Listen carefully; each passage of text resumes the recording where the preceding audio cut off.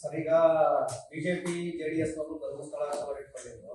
ಒಂದ್ ಕಡೆ ಧರ್ಮಸ್ಥಳಕ್ಕೆ ಭೇಟಿಯನ್ನ ಕೊಡ್ತಾರೆ, ವೀರೇಂದ್ರ ಹೆಗ್ಗಡೆ ಅವರನ್ನ ಭೇಟಿ ಮಾಡ್ತಾರೆ, ಮತ್ತೆ ಇನ್ನೊಂದು ಕಡೆ ಸೌಜನ್ಯ ಕುಟುಂಬದವರು ಕೂಡ ಭೇಟಿ ಮಾಡ್ತಾರೆ. ಅವ್ರ ತಾಯಿ ಬಿಜೆಪಿ ನಾಯಕರಿಗೆ ಏನೋ ಹೇಳಿದ್ದಾರೆ ಅಂತ ವಿರೋಧವನ್ನು ವ್ಯಕ್ತಪಡಿಸಿದ್ದಾರೆ ಅಂತ.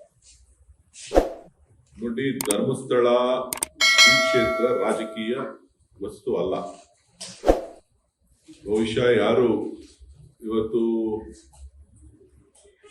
ಈ ಒಂದು ಶ್ರೀ ಕ್ಷೇತ್ರದ ಪ್ರದರ್ಶನದ ಹೆಸರಿನಲ್ಲಿ ರಾಜಕಾರಣವನ್ನ ಮಾಡಲಿಕ್ಕೆ ಹೊರಟಿದ್ದಾರೆ, ಬಹುಶಃ ಅವರೆಲ್ಲರಿಗೂ ಕೂಡ ನಾಚಿಕೆ ಆಗ್ಬೇಕು.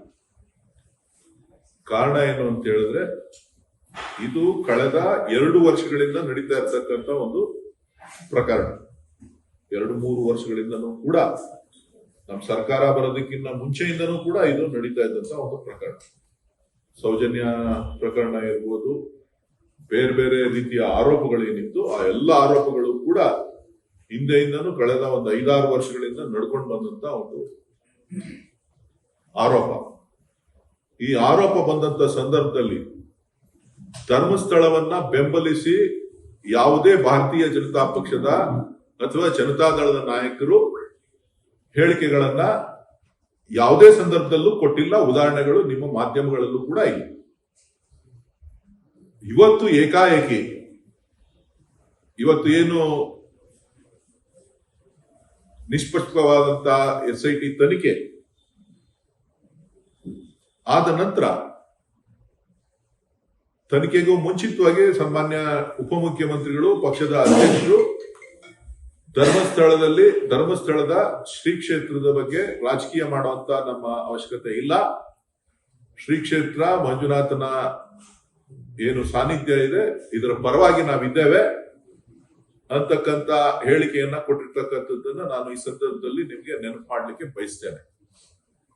ಇದೆಲ್ಲ ಆದ ಮೇಲೆ ಈಗ ಕೆಲವು ರಾಜಕೀಯ ಪಕ್ಷದವರು ಏನ್ ತರಾತುರಿನಲ್ಲಿ ಧರ್ಮಸ್ಥಳಕ್ಕೆ ಯಾತ್ರೆ ಹೊರಟಿದ್ದಾರೆ. ಯಾಕೆ ಕೊಯ್ತಾ ಇದ್ದೀರಿ? ಏನಾಗಿದೆ ಅಂತ ಹೋಗ್ತಾ ಇದ್ದೀರಿ? ಯಾರಿಗೆ ಸಾಂತ್ವನ ಹೇಳಲಿಕ್ಕೆ ಹೋಗ್ತಾ ಇದ್ದೀರಿ? ನಿಮ್ಮ ರಾಜಕೀಯ ಬೇಳೆ ಬೈಯುವಂತ ಕಾಲ ಮುಕ್ತಾಯ ಆಗಿದೆ. ದಕ್ಷಿಣದ ಕನ್ನಡ ಜಿಲ್ಲೆ, ಕರಾವಳಿಯ ಜನ ಎಚ್ಚೆತ್ತಿದ್ದಾರೆ.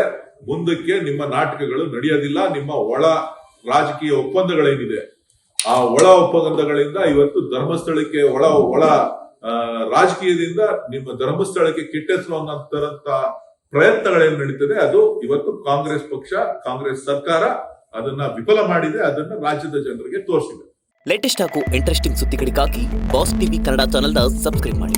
ಹಾಗೆಯೇ ಬೆಲ್ ಐಕಾನ್ ಪ್ರೆಸ್ ಮಾಡಿ. ಇದರ ಜೊತೆಗೆ ಫೇಸ್ಬುಕ್, ಇನ್ಸ್ಟಾಗ್ರಾಮ್, ಎಕ್ಸ್ ನಲ್ಲೂ ಮಿಸ್ ಮಾಡದೆ ಫಾಲೋ ಮಾಡಿ.